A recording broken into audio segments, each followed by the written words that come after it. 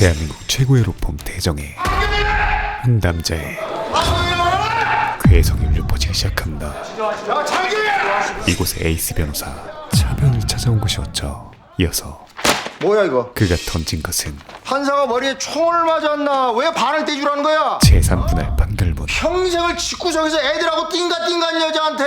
판단은 판사님이 하시는 거라 그런데 억울하시면 항소하시죠. 단 1g의 동요도 없이 그리고 반말하지 마세요. 그 누구보다 침착하게 남일처럼 얘기할 거야? 남일 맞습니다. 그저 팩트로만 변호사는 선생님을 대변해드리는 거고 판결은 판사 일, 재산을 주는 것은 선생님의 일. 그러니까 엄연히 남일 맞습니다. 제대로 후드럽혀주기 시작합니다. 아 근데 이 여자가 보자보자니까 이씨. 그럼 상담 잡아드릴까요? 정말 감정이라고는 1도 없어 보이는 이게 아주 손 나르는 거구만. 티발씨 변호사였죠. 여기서 그리고 한 걸음 더 가시면은 저희 고객에서 피고소인으로 지위가 바뀌실 수도 있어요.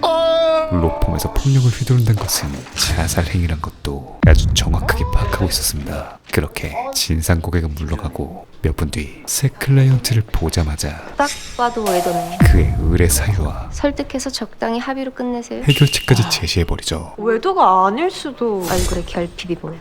겉모습만으로 판단할 수 있을까요? 여자들이 좋아할 만한 깔끔한 옷차림, 자연스러운 터치, 그녀는 그렇게 단 10초 만에 적당한 친절함, 딱 외도 재질이잖아. 겉모습만으로 의뢰인의 모든 것을 파악해버린 것이었습니다. 와이프한테 소장 받아오셨네. 아들은 꾸역꾸역 증인하라고 데리고 왔고. 잘 해보세요. 이어서 그의 서류를 검토해보자 진짜? 진짜로 외도네. 차변인 말은 그대로였죠. 대체 장경 변호사다! 뭐하는 변호사인 걸까요? 굿파트너 바로 시작합니다. 몇 시간 전 설레는 마음으로 첫 출근을 준비 중인 신입 변호사 한유리.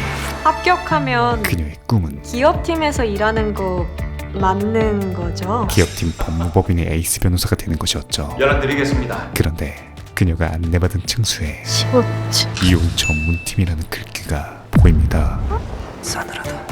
기업팀은 13층인데? 그리고 불길한 예감은 이혼 전문팀 신입이죠? 역시나 틀리지 않았죠. 전 기업팀. 그때 전설의 이혼 전문 변호사 아 변호사님 오셨습니까? 차은경과의 대면이 이어집니다. 등장과 동시에 그야말로 모두가 기립 인사를 하는 이혼 전문팀의 신과도 같은 존재였죠.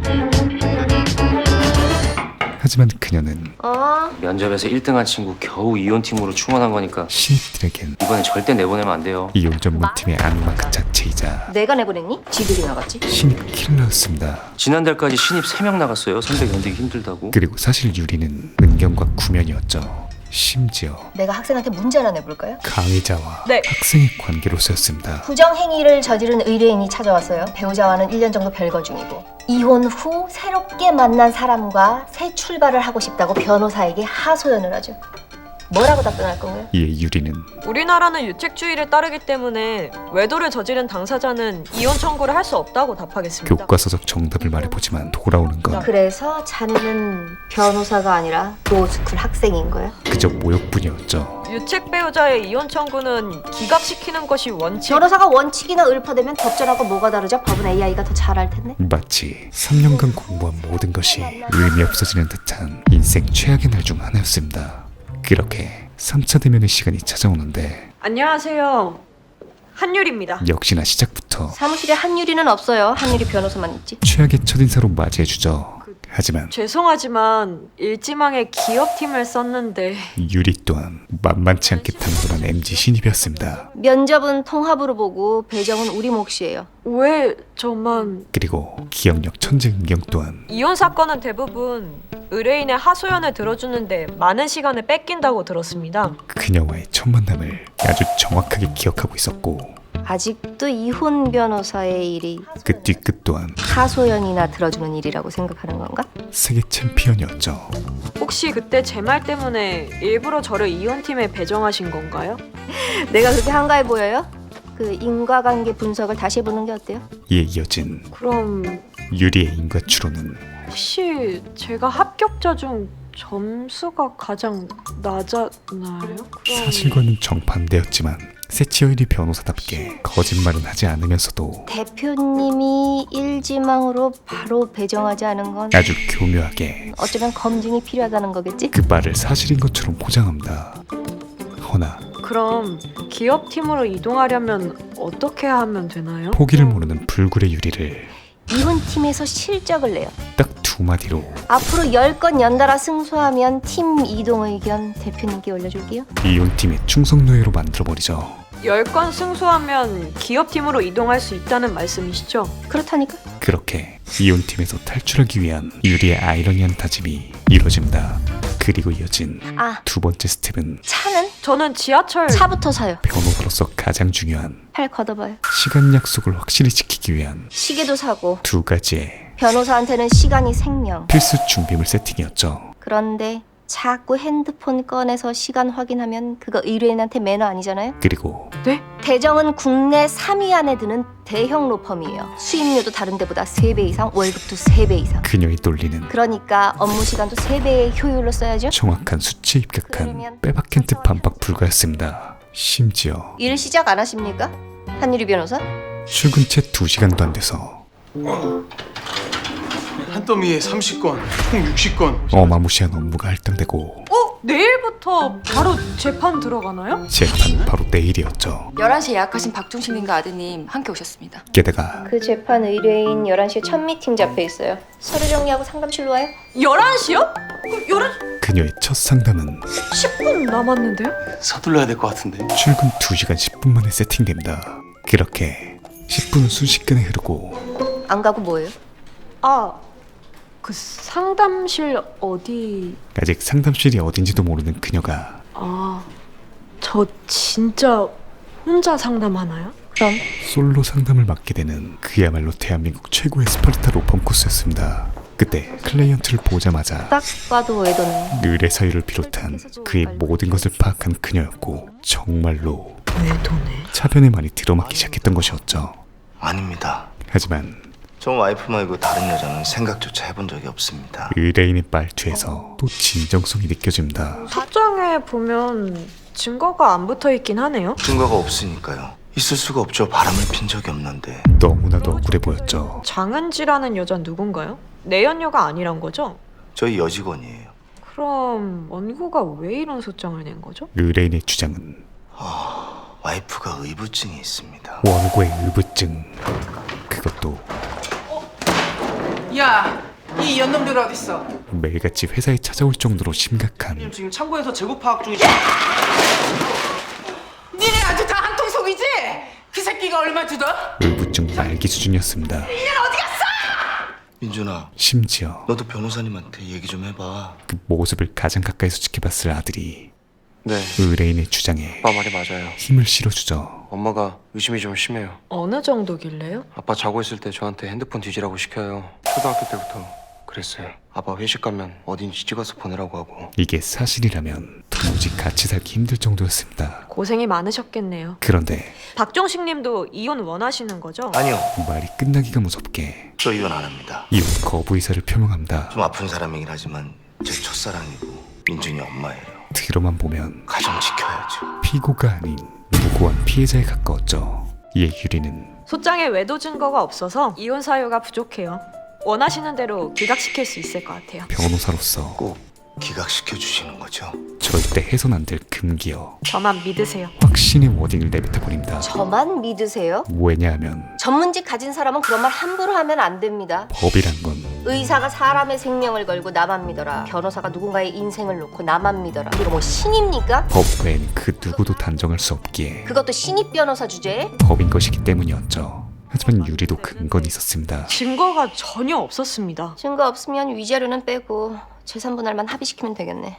당사자가 이혼을 원하지 않습니다. 허나 법원에서 뭐 둘이 잘 살아보세요 한다고 깨진 유리가 다시 분나. 은경에게 변호란 사건 회전율을 좀 높일 생각을 해요. 그저 비즈니스에 불과해 보였죠.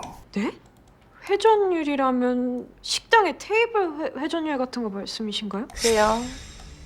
에이먼드다가 힘쓰지 말라고요. 심지어 원고가 의부증이 심했다고 해요. 바람핀 사람들 다 그렇게 말해. 자기 남편, 자기 와이프 다 의처증, 의부증이라고. 설마 그 말을 믿는 거예요? 그 누구도 믿지 않는 게 그녀의 철칙이었습니다. 아들이 그렇다고 하니까요. 원피고의 결혼 생활을 가장 가까이서 지켜본 사람이니까. 자식이라고 다 할 수는 없어요. 그야말로 자식도 부모가 정죄해서 보여주는 모습만 보는 거니까. 극강의 티바시 변호사와 내가 보기에는 피고가 피해자 코스프레하는 걸로 보이는데. 저는 외도가 아니라는 확신이 들었습니다. 기각시키겠습니다. F 세계 챔피언 변호사의 만남이었죠. 하지만 남편이 바람피는 건 와이프가 무조건 알게 돼 있어.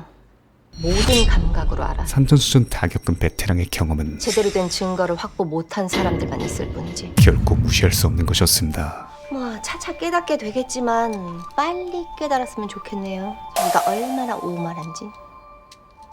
그날 밤 법무법인 대정의 15층 이혼 전문팀엔 딱 2명 은경과 유리의 야근이 이어지고 다음날 법정으로 향하는 길 꼭 공부 못하는 것들이 시험 직전까지 노트 들고 다니고 초짜변들이 배지에 검은 정장 입고 재판 직전까지 기록 보는 거 국룰인가? 모든 게 상극인 두 사람의 교육기간 동안 당분간 태워줄 테니까 그 전에 빨리 차 사요. 기묘한 동행이 시작됩니다. 도대체 뭘 그렇게 봐요? 둘은 그 판사님이 뭘 물어보실지 몰라서. 학생과 강의자로서 만났을 때와 걱정이 뭐 학교인가? 단 1도 달라진 게 없었죠. 문제 듣고 정답 맞히는 거 의미 없어요. 또다시 폭풍 갈굼이 시작되지만 재판은 판사를 내 페이스대로 설득해가는 과정이에요. 유리 또한 네, 그래도 첫 재판이니까 잘 알고 가야죠. 아주 착한 말투로 할 말은 다 아는 타입이었습니다. 판사가 묻는데 대답이 막히면 다음 기일까지 제출하겠습니다. 한마디면 돼요. 태연하게. 차변이 재판치 특기를 알려주지만 누가 봐도 듣고 흘린 제스처였죠. 몇 시간 뒤 재판이 시작되는데 피고 1측 이혼 의사가 어떻습니까? 유리는 피고는 이혼에 부동의합니다. 원고의 의부증으로 오히려 피고 1은 혼인기간 내내 고통받아야 했습니다. 오히려 원고에게 유책이 있으므로 본 청구는 유책 배우자의 이혼 청구로 기각되어야 한다는 주장입니다. 싱핑다운 법률 교과서적 내용과 그리고 사회생활을 하기 힘들 정도로 자녀를 시켜 피고 1의 휴대폰을 몰래 보고 감시차 회사에 찾아온 것도 여러 번이었습니다. 그에 걸맞는 국어책 읽기 신고까지 시전해준다. 7월 22일 그리고 9월 3일 등 변호사님, 날짜는 기록에 다 나와 있으니까 설명 안 하셔도 됩니다. 은경의 심기는 점점 불편해지기 시작하죠. 재판장님 그런데 그때 죄송합니다. 원고 측 변호사가 도착하고 결론 계속하시죠. 네, 역시나 차변의 합의 추천을 무시한 채 증거도 전혀 없이 위자료를 청구하고 기각 목표로 달려가던 그때 재판장님 원고가 변호사 선임을 늦게 하는 바람에 오늘 오전에 증거를 제출했습니다만 피고 측에서 아직 확인을 못하신 것 같습니다. 싸늘한 소식이 들려옵니다. 예, 화면 띄워주시죠. 이어서 화면에 보인 증거는 차마 눈뜨고 보기 민망한 빼박힌 듯 파렴치 불린 증거였죠.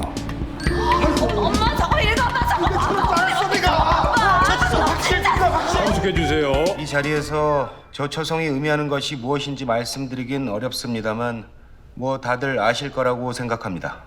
아니요, 원고 측이 그냥 명확히 해주시죠. 그렇게 네, 재판장님. 사디스트 판사에 의해 근처에서 성관계 할래요? 라고 하자 피고 2가 좋죠라고 답하고 다시 피고 1이 콘돔을 가지고 오라는 말을 초성으로 이야기하고 있습니다. 듣기조차 버거운 그럼 이응 리을은 뭔가요? 유사 성행위를 의미하는 것으로 보입니다. 증거 자료가 부건 참시당합니다.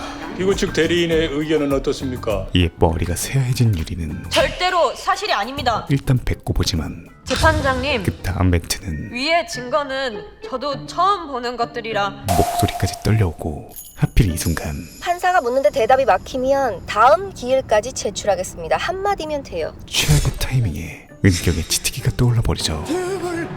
다음 기회까지 답변 제출하겠습니다. 그렇게 그녀의 첫 재판이자 최악의 재판이 허무하게 끝나버립니다.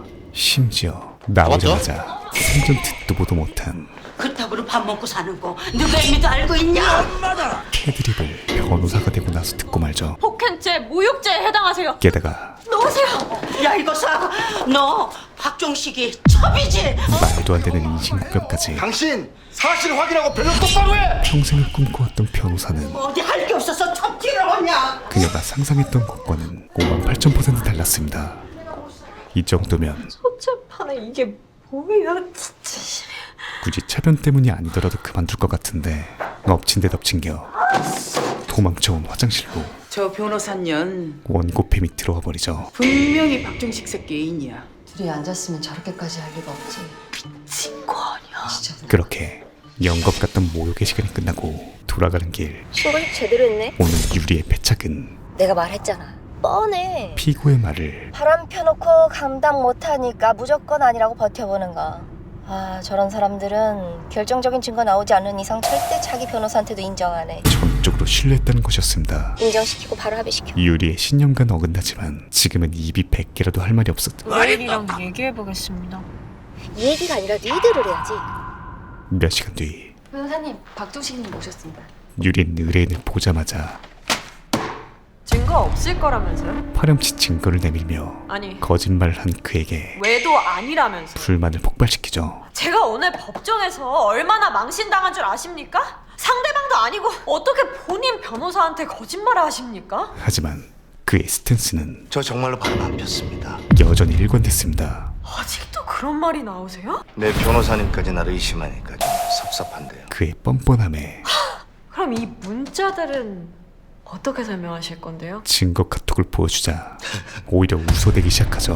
도대체 다들 무슨 불손한 생각으로 이게 바람핀 증거라는 건지 참. 시옷! 그런데 석식이요. 석식에 이어 뭐? 그럼 키읔 디귿은요? 카드요. 카드, 법인카드. 그전 식사 때 법카를 놓고 나왔었거든요. 그리고 위에 최고였다는. 음료요. 음료까지. 그날 먹었던 석식에서 모히또를 시켰는데 그 음료가 참 맛있다고 하더라고요. 모히또요? 말도 안 됐지만 어이가 없어서 재판부에서 그 말을 믿을 것 같으세요? 사실 말이 되기도 했죠. 정말 우리가 음란막이었던 걸까요? 웃는 거냐 비웃는 거냐? 박종식이 외도 재질이면 너는 나쁜 년 재질이야. 아니 그냥 그렇게 변론을 해. 오, 변호사보다 낫다. 이제 신입변호로 스카우트 할까봐. 진짜로 이렇게 변론을 해요? 믿기지가 않는 차변의 조언이었지만 한변, 그녀는 진지했고 우리는 대리인이야. 당사자가 죽어도 아니라고 하면은 원하는 방향대로 주장해주면 돼. 사실 변호사의 정석은 아무리 그래도 당사자의 이익을 위해서 변호해. 차변이 정답에 가까웠죠. 이 사건은 기각시키는 게 승소니까 밀어붙여. 그렇지만 재판부에서 믿을 것 같지도 않고 우스워지기만 할 것 같은데요. 한변이 부끄러워서 그런 거라면 수치심은 접어둬. 여기 인간 한유리는 없댔지? 변호사 한유리만 있는 거야? 계속해서 반박하던 유리는 제가 부끄러워서가 아니라 그 팩트가 아닌 것 같아서. 차변을 바로 뒤돌게 할 정도의 아, 변호사로서 치명적인 오류를 드러냅니다. 거짓말하는 거 같아서 싫다? 네, 거짓으로 변론하면 원고를 더 괴롭히는 것 같아서. 원고 변호사야? 피고한테 수임료 받았잖아. 그럼 거짓말이라도 해야지. 그녀의 말 한마디 한마디가 그리고 그게 사실일 수도 있잖아? 반박조차 불가한 팩트뿐이었죠. 법인카드로 석식 먹으러 가려고 했던 게 사실이라고요? 그리고 가장 중요한 건 이 100만 분의 하나라도 사실 판단은 그게 정말 사실이라면, 변호사가 하는 게 아니란 것이었습니다. 당사자들이 말하는 게 팩트라면, 그렇다면 본인의 변호사도 믿어주지 않는 너무나 억울한 상황이었죠. 세상의 저녁 식사를 시옷이라고 표현하는 직장 상사와 부하 직원의 관계는 없어요. 없죠. 그건 한변 생각이고, 판단은 변호사도 결국 서비스업이야. 변호사의 업이 아닌 판단은 판사 몫이지 변호사의 일이 아니라고. 그러니까 한변 일만 해. 판사가 정할 일, 변호사의 일은 이기라고. 오로지 승소를 위해 달리는 것이었습니다. 며칠 뒤에 열린 2차 재판날, 변호사님, 결국 정말입니까? 유리는 키역 디귿 시옷이 차변이 시키는 대로 카드로 석식하자는 뜻이다. 재판의 스타트를 끊습니다. 네, 재판장님. 재판장님, 그게 사실이라면 굳이 초성을 쓸 이유가 있을까요? 그리고 역시나 초성을 쓴다는 건 민망한 단어를 명시적으로 쓰기 불편해서인 것은 모두가 다 아는 사실입니다. 예상했던 반론이 이어지지만 모두가 아는 사실이라고 해서 그것이 팩트입니까? 차변이 자신에게 했던 그대로 반론에 반론을 갈겨준 뒤 첫 원고의 의부증에 대한 증거 제출하겠습니다. 번째 증거를 제시하죠. 그런데 처자식 몰래 숨겨둔 돈으로 피고는 물론 있지. 차변조차 모르는 변호사라고 뭐 돈 있나? 완전히 새로운 증거 자료입니다. 바로 지난 1차 재판날 화장실에서 그들을 녹취했던 것이었죠. 조용히 좀 해주실래요? 미안합니다. 걸레 같은 의뢰인의 더러운 변호사가 아주 쌍쌍으로 만났네. 심지어 재판장님, 타인 간의 대화 녹취는 통신비밀보호법 위반입니다. 이 반론을 대비하여 저도 같은 공간에 있었고 대화자 중 한 명이었으니 통비법 위반이라고 보기엔 좀 어려울 것 같습니다. 의도적으로 조용히 좀 해주실래요? 조용히 해달란 말을 건 것이었죠. 대법원 판례에서는 원래부터 대화에 참여한 제3자만을 대화자로 보고 있습니다. 게다가 제가 화장실에 들어가기 전 법정 앞에서부터 원고의 가족들이 제게 피고의 첩, 너 박종식이 첩이지? 어? 그 차변조차 감탄하게 만드는 이냐고 하셨으니 원래부터 대화에 참여한 것으로 볼 여지는 충분해 보이는데요. 지리는 임기응변으로 위의 증거를 변호사와의 관계조차 의심할 만큼 의부증이 심각하다는 취지의 증거로 제출하겠습니다. 재판의 승기를 가져오기 시작합니다. 그리고 이어진 다음 증거는 보다시피 원고는 자녀를 자신의 심부름센터처럼 이용하였습니다. 자녀를 직접 만나보니 그로 인한 상당한 스트레스를 받으며 자라온 것을 확인할 수 있었습니다. 그 어떤 증거들보다 우리 민준이가 써서 냈다는 건가요? 네, 그렇습니다. 원고의 멘탈을 박살내기 시작하죠. 그렇게 재판장님, 분명히 박종식 그놈이 흥분한 원고는 아니 피고가 애한테 뭐 주면서 꼬드겼을 겁니다. 나쁜 놈. 억가를 시전하지만 꼬드기다니요? 원고의 논리는 현재 박민준 씨가 장난감 사주면 시키는 대로 하는 어린애인가요? 엉망 그 자체였습니다.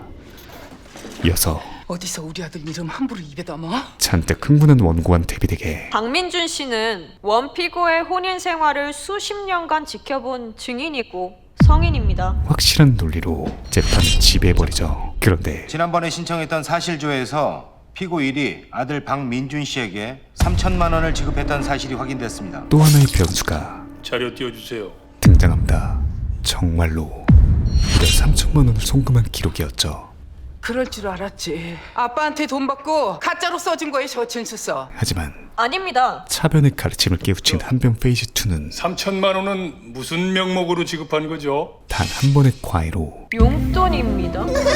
차변보다 뻔뻔한 철면피 병서로 거듭납니다. 용돈을 3천만 원이나 주는 사람이 어디 있습니까? 재용이 형인가요?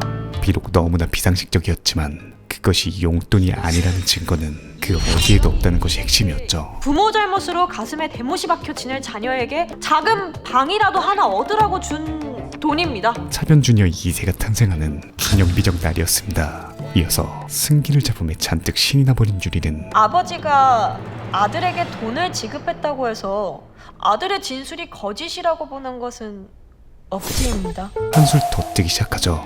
아, 그래도 대과 관계가 있어 보이는 것은 사실이라 그렇게 일단 예정된 증인 신문하겠습니다. 가장 중요하다고도 볼 수 있는 원고가 피고 1, 2의 사무실에 자주 찾아왔나요? 증인 신문이 시작되는데 사모님 일주일에 한 번씩은 사무실 문 갑자기 확 열고 들어오셔서 욕하시고 좀 심하긴 합니다, 솔직히. 사모님 들이닥치시면 말리느라 힘들어요. 그것 때문에 회사 그만둘까 생각한 적도 여러 번이에요. 그들의 증언은 기울어진 무게추에 더욱 힘을 실어주었습니다. 피고 1과 피고 2가 반면 사무실에서 내연 관계로 의심될 만한 행동을 한 적이 있죠. 반대 신문은 자주 외근을 나가시긴 하는데 그런 건 전혀 못 느꼈습니다. 제대로 조져버리며 회사에서 피고 1이나 2가 저녁 식사를 석식이라고 한 적이 있습니까? 피고의 승률은 잠깐만요. 다들 오늘 중식으로 냉면 어때요? 담대리가 가끔 중식, 석식 이렇게 말하긴 했어요. 58,000% 상승하기 시작하죠. 판결 선고 기일에 뵙겠습니다.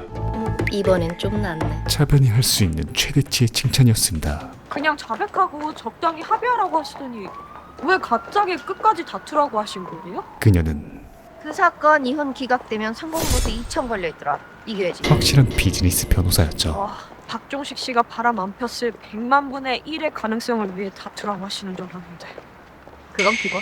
하지만 근데 아주머니는 저렇게 이혼하고 싶어 하시는데 혹시 이혼이 안 되면 유리는 여전히 지금 이길까봐 걱정하는 거야? F 감성을 버리지 못하고 있었습니다. 오만하네. 58,000원인데 그런 게 아니라 한편은 태도가 거만해. 그렇게 본인이 뭔가 판도를 좌지우지할 수 있다고 생각하나 봐. 다시 한번 판사 코스프레 그만하고 변호사 일만 하세요. 팩트로 후드려 맞으며 아우 아주 그냥 드라마 속 변호사.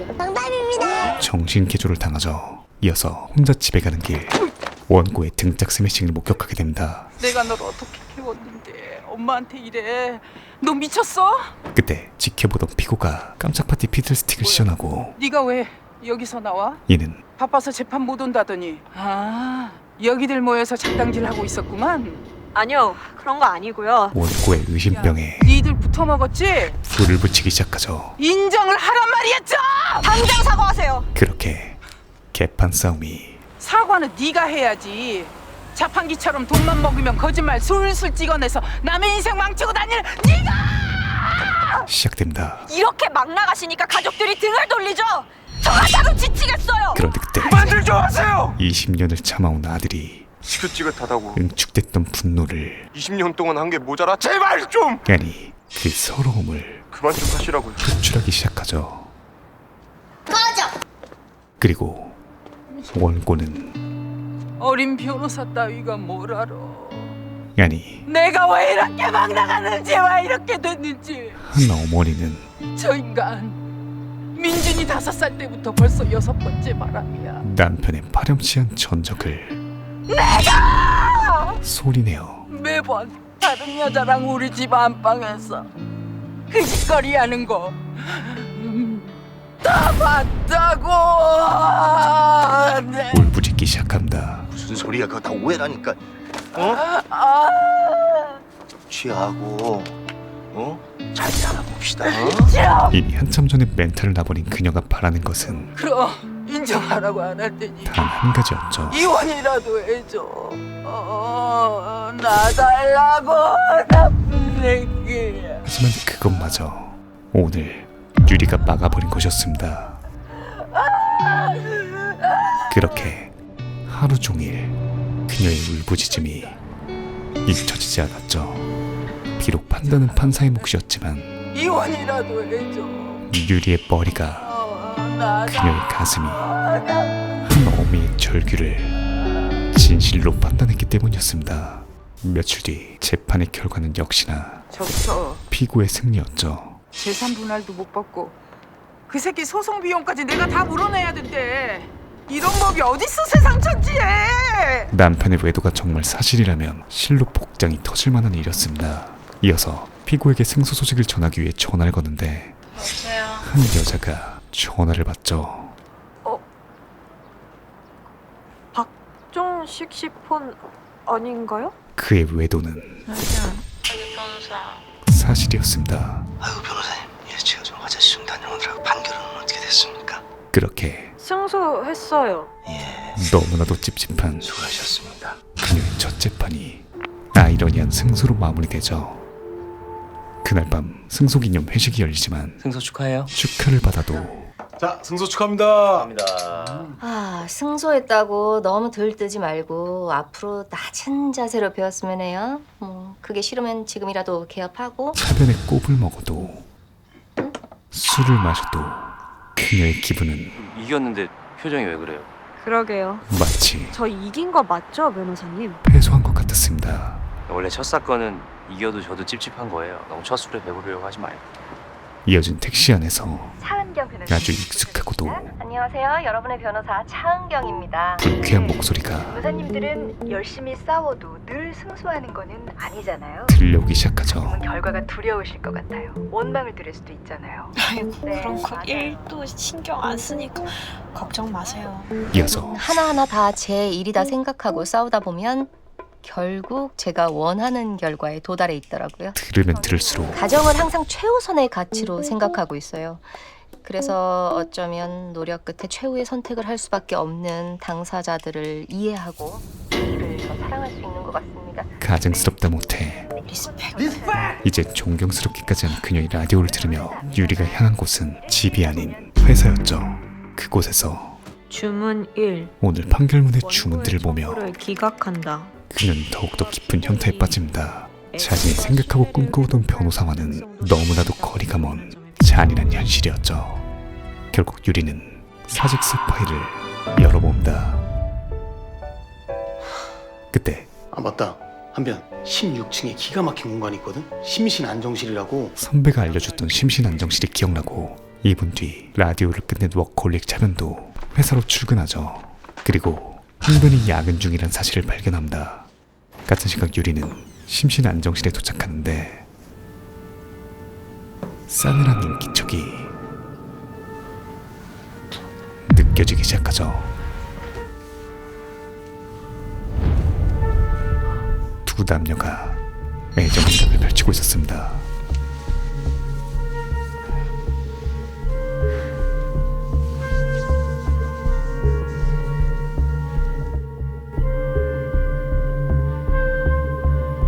심지어 남자의 정체는 우리 사무실에 의사도 있어요? 몰랐어? 차 변호사님 남편분이야. 차변의 대한민국 넘버원 이혼 전문 변호사 차은경의 남편이었죠. 그리고 불길한 하이힐 소리가 다가오기 시작합니다. 너무 놀란 유리가 급하게 방을 뛰쳐나오던 그때 한변? 차변의 목소리가 복도에 울려 퍼지기 시작합니다. 허나 당황도 잠시 변호사님! 유리는 최악의 상황을 피하기 위해 은경을 마킹하기 시작하죠. 그런데 왜 자꾸 나한테만 이런 일이 생기는 거지? 이런 상황이 도대체 왜? 그녀에겐 너무도 익숙합니다. 아직 안 갔어? 몇 년 전 유리는 엄마 손에 이끌려 여길 우리가 왜 와? 한 장례식장을 방문했었죠. 나 안 들어갈래. 그녀가 조문을 거부하고 등까지 돌린 어떻게 된 거예요? 한 달 전에 갑자기 최정한 말기라고. 그 고인의 정체는 엄마와 자신을 버리고 그럼 연락을 했어야지. 우리가 연락할 사이는 아니지 않아요? 우린 아니지. 근데 다른 여자를 택했던 유리 아빠잖아요. 내일 봐요. 회사에서 봐. 아버지였습니다. 딸이랑 마지막 인사는 하게 했어야지. 그럼 오늘 여기서 인사하고 가시면 되죠. 그런 그의 선택은 너 빨리 들어와서 인사하고 가.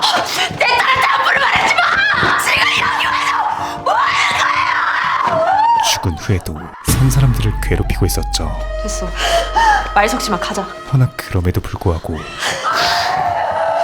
어머니는 아빠한테 인사드려. 사랑했던 이에 대한 이해를 갖춥니다. 이는 유리에겐 우리 배신해서 벌 받은 거야. 절대 용서되지 않는, 또한 절대 이해할 수 없는 행동이었죠. 치정, 남녀 간의 사랑에 있어서 생기는 온갖 어지러운 정이라는 뜻의 이 단어는 그날 유리로 하여금 아빠의 두 여자는 울고 있었다. 서로 다른 이유로. 지독한 염증을 느끼게 했습니다. 하지만 그녀는 현재 15층으로 오랬는데 이혼 전문팀? 그 어떤 분야보다 치정과 떼놓을 수 없는 이혼 전문 변호사가 되었고 얼떨결에 남의 불륜까지 목격한 것이었죠. 아직 안 갔어?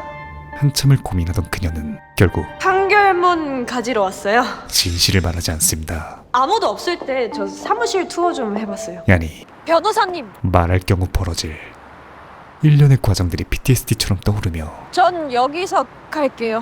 난 좀 더 가서 택시 탈게. 도저히 용기가 나질 않았죠. 다음날 변호사님. VIP 상담실로 모시고 은경이 VIP 상담에 한유리 변호사 올라오라고 해줘요? 유리를 소원합니다. 사실 어젯밤 16층으로 올라가기 전 그녀는 불이 켜진 유리의 방을 방문했었고 야근하는 줄 알았더니 사직서 쓰고 있잖아. 또 이혼 사건을 하소연이나 들어주는 역할이라고 생각하는 애야. 더 이상의 또직선은 받을 수 없던 그녀가 내린 그냥 한유리한테 말할 기회를 안 줘야겠어. 특단의 조치였습니다. VIP 사건은 변호사님 단독 진행 아니셨어요? 원고가 2명이라며. 일명 한유리 변호사 올려보내요. 개같이 굴리기 작전이었죠. 유리가 맡게 된 두 번째 수임은 처음엔 의심조차 안 했어요. 그 시작부터 어메이징했습니다. 아니 우리 이거 더 사가서 주인이랑 캠핑 갈 때 좀 챙겨갈까? 행복하게 살고 있던 두 부부에게는 아주 특별한 취미가 있었는데 바로 자기가 주인애가 저 소개 안 해줬으면 어쩔 뻔했어. 가족 동반 캠핑이었죠. 그것도 와이프 중학교 동창이랑 인연이 이렇게 깊어질 줄은. 아내의 남사친과 함께였습니다. 오빠한테 고맙지. 와이프 남사친네 가지고 이렇게 놀러 다니자고 하면 다른 남편들은 다 싫어할걸? 왜? 난 너무 좋은데? 준이가 형님 하면서 워낙 잘하잖아. 하지만 시간이 흐를수록 무언가 그런데 그냥 손자국이 싸늘함이 느껴지기 시작하죠. 그때 알았어야 됐는데. 출구. 상문 출구. 제 와이프를 사랑스럽게 쳐다보는 그 놈을 보고도 민석이 형! 여사친의 남편과 아무 의심조차 안 했거든요. 자신의 와이프가 아이고 나 잠들었나 봐. 바람을 피고 있었던 겁니다. 얘들아 늦었다 얼른 자자. 형님 이거 어떡하죠? 우리 캠핑카 난방이 나가버렸네. 그리고 그 진실을 야 우리 캠핑카에서 다 자자. 아주 우연한 상황에서 그럴까요? 아 형님 이거 너무 민폐인데. 가족 같은 사이 별소리 다 한다. 물 너무 많이 마셨네. 없어요. 아 있었는데. 아니 없어요 그냥. 가장 보고 싶지 않은 방식으로 마주하게 된 것이었죠. 그 손가락이 사람과 전쟁 돌고 갈 이 박장 스토리는 진짜 그년 손가락일 줄이야. 말을 해야 하나 100번 고민했어요. 동시에 유리에게 이 고통을 친구에게 똑같이 느끼게 해줘야 하나? 그런데 말 안 하는 건 더더욱 못할 짓이더라고요. 자꾸만 어젯밤을 떠올리게 했습니다. 와이프분은 인정하던가요? 현재 두 연놈들에겐 CCTV 증거 가지고 가서 보여주니까 인정하더라고요. 녹취도 했고요. 불륜을 뒷받침할 증거가 차고 넘치는 상황이었고 증거 확보 잘 해오셨으니 잘 될 겁니다. 이제 관건은 김민정 씨 남편분은 재산 많던데 돈 많이 받아내야죠. 그에 상응하는 대부분 아버님한테 받은 건데 그럴 수 있을까요? 국회의원 아버지 체면 있으니 조정 시도해볼게요. 대가를 얼마나 잘 받아내느냐였죠. 김민정 씨가 원고인 사건, 김준희 씨가 원고인 사건 이렇게 두 개의 소송이 진행될 거예요. 그렇게 잘해보자고요. 아주 복잡하고도 미묘한 유리의 두 번째 재판이 시작됩니다. 원고 김준희와 김민정은 친구입니다. 이성이다 보니 서로의 배우자를 배려해 결혼 후에는 단둘이 만나지 않고 양 가족이 동반 캠핑을 다녔습니다. 그러다 두 사람의 배우자들끼리 외도를 저지르게 되어 이에 이혼 및 위자료를 청구했습니다. 그녀는 현재 베테랑 선배도 당황시키는 주말마다 가족처럼 함께 지냈던 사이였기에 원고의 정신적 손해는 여느 불법행위 사건보다 클 수밖에 없다는 점 참고하여 주시길 바랍니다. 열정 58,000%의 상태였죠. 영상 띄워주세요. 이어서 여기 우리 저번에 왔던 데 아니야? 너무나 적나라하고도 여긴 새로 생긴 곳이야? 너무 많이 다녔더니 헷갈려. 파렴치한 그들의 모습이 공개되고 아시다시피 성관계까지 입증되어야 불법행위가 성립되는 것은 아닙니다. 재판이 유리하게 흘러가고 있던 그때 이 녀석은 저희 사랑하는 사이 맞습니다. 부부의 세계 이티오 뺨치는 사랑에 빠진 게 죄는 아니잖아. 귀신아 고개 들어. 우리가 뭐 죄졌어? 초당당함을 선보입니다. 외도를 인정한다. 맞습니까? 그야말로 판사님께서 외도라고 명명하신다면 맞겠지만 내가 하는 로맨스에 저희는 진심을 다해서 만났기 때문에 부끄러울 건 없습니다. 남이 하면 불륜이라는 내로남불 그 자체가 실시간으로 생중계되고 있었죠. 합의로 좋게 마무리되길 원합니다. 이혼 합의는 하겠지만 그때 양육권은 못합니다. 제가 키웁니다. 이 쓰레기가 또 철면피를 시전하는데 본인 자녀 양육권에 대해서는 박민석 씨 와이프가 청구한 사건 할 때 다시 이야기하시고요. 심지어 그러니까 자신의 자식을 비롯 승우, 불륜녀의 자식도 포함한 것이었죠. 승우를 제가 키우고 싶다는 이야기입니다. 정말 수많은 재판 경험의 베테랑 은경도 본인 자녀 말고 최미진 씨의 자녀 승우 말씀이십니까? 이런 경우는 처음이었습니다. 네. 실로 재판장님, 이것도 조서에 좀 기재해 주시면 안 되겠습니까? 부끄러움이라곤. 자, 그럼 피고 1의 입장도 같습니까? 네.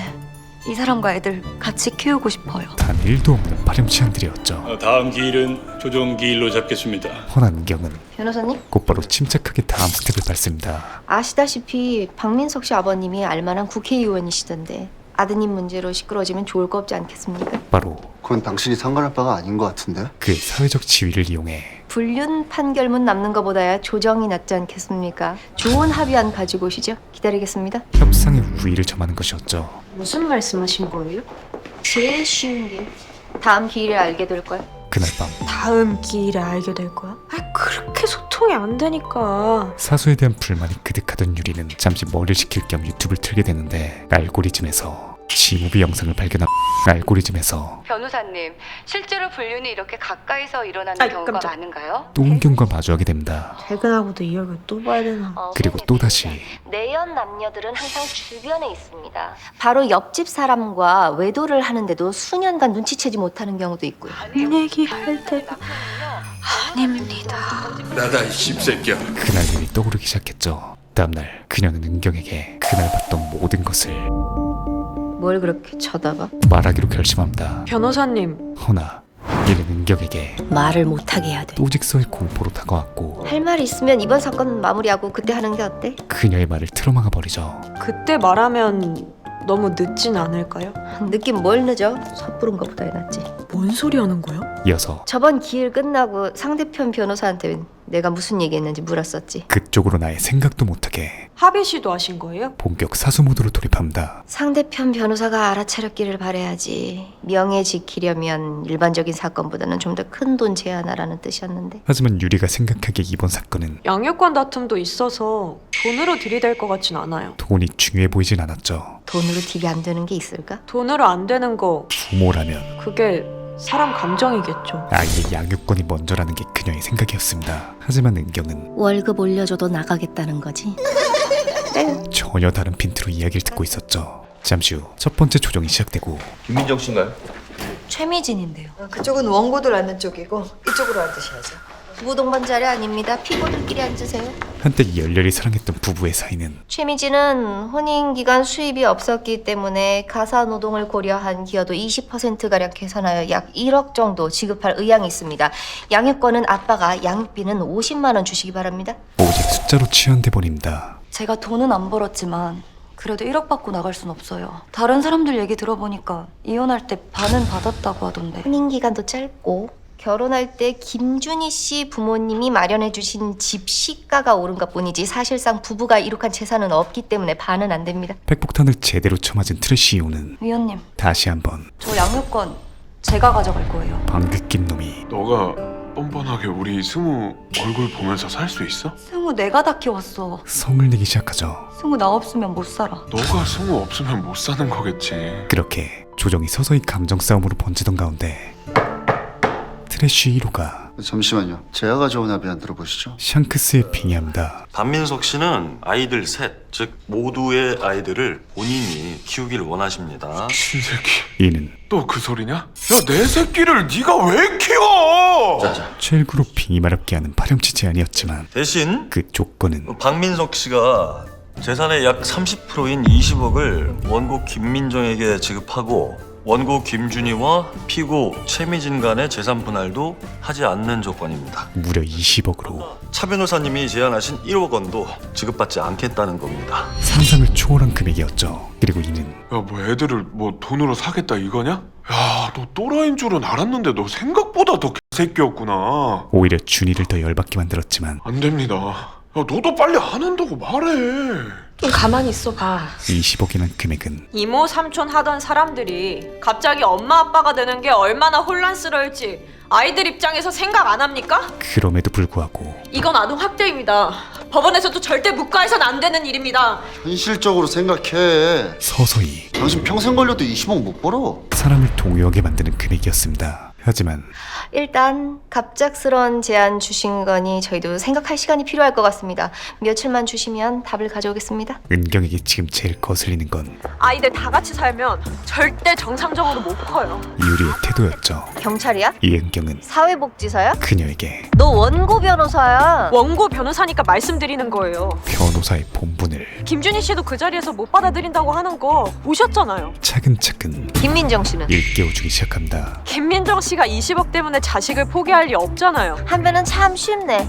좋겠다. 현재 그녀는 네? 과몰입으로 인해 자기 마음대로 생각하고 그게 진리인 양굴잖아. 자신만의 도덕적 잣대로 김민정이 20억을 택하면 자기 자식을 버리는 건가? 자식 때문에 그런 선택을 했을 거라는 생각은 안 해봤어? 부모라면 절대로 의뢰인을 돈을 선택하진 않을 것 같은데요. 우린 대리인이야. 대리인이기 때문에 평가하고 있었죠. 당사자에게 아이들이 받을 상처와 합의안의 의미에 대해서는 설명해줄 의무가 있다고 생각합니다. 분명 의도는 선했지만 산전수전 해물파전 다 겪은 은경이 보기에 이는 아이들이 받게 될 상처는 한편보다 김민정 씨가 더 잘 알겠지? 오만함 그 자체였습니다. 저는 그 새끼 자기 죄 돈으로 덮고 플렉스 하는데 놀아날 생각 없거든요. 하지만 우리 유리자는 잘 생각하셨어요. 단 한 걸음도 양육권 끝까지 싸우시고 판결문에 딱 외도 남겨서 평생 아주 낙인을 찍어줘야죠. 물러설 생각이 없어 보였죠. 이와 반대로 은경은 위자료는 받아봐야 2천만 원이고 합의안 제시한 거 받아들이시면 1억 이득이신 겁니다. 아시죠? 오직 숫자에 의한 저는 결정 끝났습니다. 정확한 손익계산과 양육권은 엄마한테 지정될 것 같은데 선심 쓰듯 미리 양보해서 돈이라도 아끼시는 게 실속 있다고 생각하는데요. 현실적인 제안을 이어나갑니다. 1억이니까 그러실 수 있어요. 근데 20억은 다를 것 같은데, 김민정 씨? 그녀의 말 맞다나 20억이란 돈은 누군가에겐 평생 일해도 만져볼 수 없는 큰 돈이었고, 고민 끝에 내린 그녀의 선택은 저 그냥 쓰레기 될게요. 20억이었죠. 돈과 자녀를 맞바꾸실 건가요? 이 잔인한 질문에 대한 그녀의 대답은 20억이잖아요.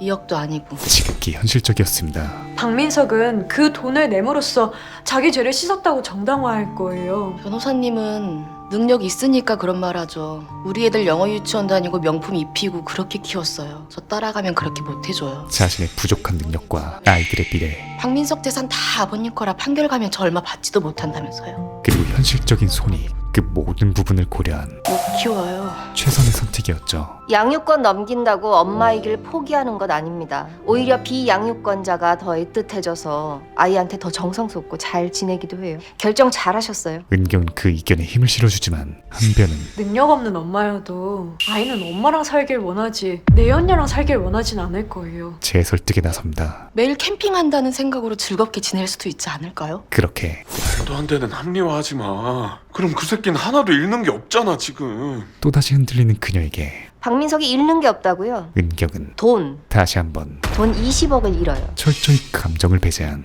박민석은 와이프도 가정도 돈 20억도 잃은, 여기서 가장 많은 걸 잃은 사람입니다. 객관적인 사실을 그러니 진다고 생각하지 마세요. 이기는 겁니다. 짚어준다. 그리고 그때 아이들이 나중에 이와는 정반대의 유리가 아버지는 자기들을 끝까지 책임진 사람, F감성을 잔뜩 실어 엄마는 떠나버린 사람으로 기억할지도 모르죠. 미래를 재단해버리죠. 이에 은경은 처음으로 한유리 변호사, 그녀에게 한변이 왜 여기서 평가를 해? 소름 돋는 정색을 선보입니다. 선 넘었잖아? 그야말로 사과드려요. 주변 모든 것이 얼어붙는 카리스마였죠. 그리고 그제서야 정신을 차린 유리는 죄송합니다. 진심 어린 사과를 하게 됩니다. 아이들 입장에서 생각하다 보니 사실 아이들의 입장을 수백 번도 더 생각한 사람은 의뢰인이자 죄인이 되어버린 어머니였죠. 어떤 결정을 하시든 그리고 결국 당사자의 선택이 최선의 선택입니다. 선택의 책임은 의뢰인의 몫이었기에 죄책감 갖지 마시고 지금 상황에서의 최선만을 고민하세요. 대리인으로서 두 분 다. 최선의 방법을 제시해줄 뿐 저희 변호사들은 무조건 그 방향에 맞춰 변호하겠습니다. 그 어떤 선택을 하던 극복해갈 용기를 주는 완벽한 변호였습니다. 다시 조정일이 밝아오고 원고 측 어떻게 하시기로 했습니까? 심사숙고 끝에 내린 그들의 선택은 받아들이겠습니다. 네, 저도 그렇게 하겠습니다. 예스였죠. 이어서 서명까지 모두 완료되고 이제 모든 절차가 마무리되셨습니다. 사건이 종결되기 직전 수고하셨습니다. 잠깐만요. 준이의 절규가 이어집니다. 확고하던 그가 조정날 갑자기 양육권을 포기한 까닭은 가사 조사관님들한테 정말 이렇게 말한 건가요? 하나뿐인 아들이 이미 분위기를 다 눈치챈 것 같아요. 물어보지도 않았는데 엄마랑 살게 해달라고 하더래요. 엄마한텐 자기가 필요하다고. 엄마를 원했기 때문이었죠. 그런 그가 할 수 있는 건 오직 우리 애기 바람난 아내에게 잘 키워줘. 울며 부탁하는 것뿐이었습니다. 갑자기 왜 아빠랑 같이 안 사냐고 하면 어떤 선택을 했건 좀 더 많이 벌어야 돼서 어떤 일이 벌어졌건 회사 근처에서 산다고 해줘. 부모에게 최우선은 또 잘못한 거 애한테 절대 말하지 마.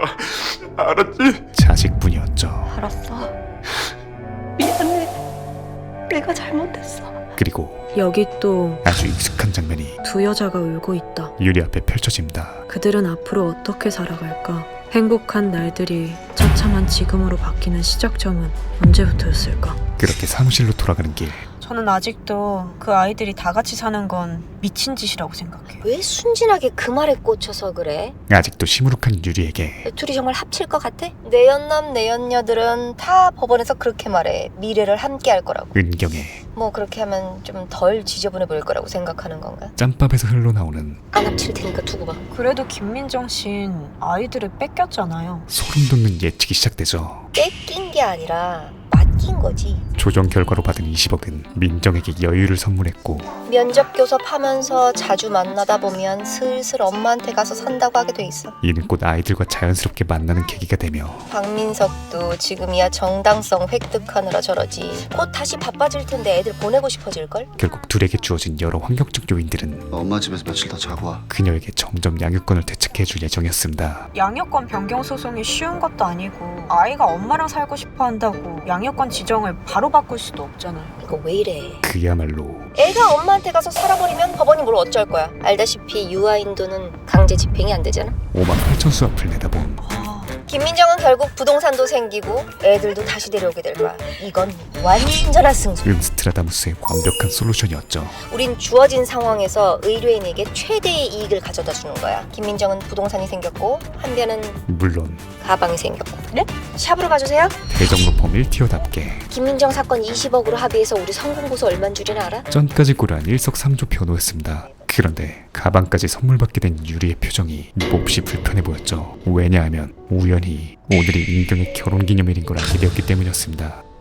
과거 신혼 초 때부터 내가 돈 더 많이 벌어서 결혼 때 못 해준 시계 해줄게. 아이, 난 괜찮아. 그냥 이렇게 같이 시간 보내는 게 최고지 뭐. 매번 호텔에서 결혼기념일을 보냈던 두 사람이었으나 나 집에 옷 갈아입으러 왔어. 호텔로 올 거지? 거진 10년이 흐른 지금 도대체 아빠 학교 언제 끝나? 왜 이렇게 안 와? 집조차 잘 안 들어올 만큼 아빠 보고 싶어. 호텔에서 봐. 무미건조한 부부가 되어 있었죠. 그렇게 이러지도 저러지도 못하고 있는 유리 앞에 비서 사라가 등장합니다. 변호사님, 이어서 죄송한데 차 변호사님하고 같이 계셨죠? 도무지 의중을 알 수 없는 차 변호사님은 대구로 가신 건가요? 뜬금포 질문을 하기 시작하죠. 퇴근하셨는데 왜요? 그렇게 아니에요. 싱겁게 퇴장하는 그녀에게서 알 수 없는 기시감이 느껴집니다. 은경의 최측근이자 그녀의 비서인 사라가 그날 16층에서 목격했던 불륜녀라는 충격적인 사실이었죠.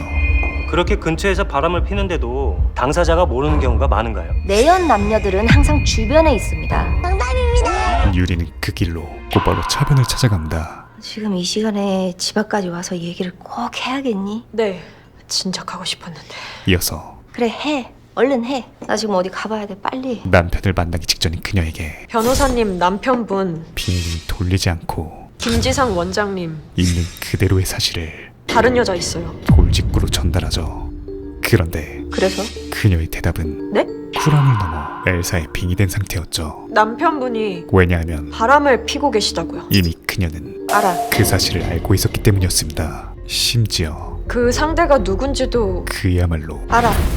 최사라. 모든 것을 알고 있는 상태였죠. 다음 주 이 다음 내용인 3, 4호 소개 영상과 함께 돌아오겠습니다. 남편이 바람 피는 건 와이프가 무조건 알게 돼 있어. 모든 감각으로 알아. 제대로 된 증거를 확보 못한 사람들만 있을 뿐이지. 드라마 굿파트너 극강의 티인 스타 변호사 차은경과 극강의 F인 신입 변호사 한유리가 만나며 벌어지는 휴먼 법정 오피스 드라마인데요. 최근 변호사를 소재로 한 드라마가 많이 나왔음에도 상당히 신선하고 재밌게 보았습니다. 아무래도 이혼 변호사라는 소재의 특성상 매회 의뢰인들의 고통을 수반한 사연들이 펼쳐지며 보는 우리로 하여금 상당한 감정 소모를 일으키기 마련인데 굿파트너에선 이를 너무 가볍지도 그렇다고 무겁지도 않게 지리는 몰입도를 유발하는 황금 밸런스를 맞췄다고 생각하고요. 법정물에서 여성 듀오의 활약도 거의 처음 봤던 것 같은데 두 주인공의 열연이 색다른 맛을 살리며 더 매력적으로 다가왔습니다. 특히 중이 제머리를 못 감는다는 속담이 있듯이 이혼 전문 변호사인 차은경이 본인 남편의 외도에 대해서는 어떻게 대처하고 있었고 또 어떻게 참교육할지 이후 회차가 너무 기대되고요. 제가 소개해드린 내용은 굿파트너 1, 2화의 내용이고 매주 금토 밤 10시 채널 SBS에서 방영됨을 알려드리며 물러가겠습니다. 그럼 다음 주 3, 4화 소개 영상과 함께 돌아오겠습니다. 감사합니다. 지무비였습니다. 지금 보이시는 화면처럼 구독과 알람 설정을 해주시면 매주 새 영상이 올라오자마자 접하실 수 있습니다. 강요는 아니고요. 네가 개가 되라면 내 개가 된다. 이 새끼한테 입만 벌리면 거짓말이 자동으로 나와. 개야. 누구인가? 지금 누가 개를 내었어? 살랑살랑. 네 복수 오바나.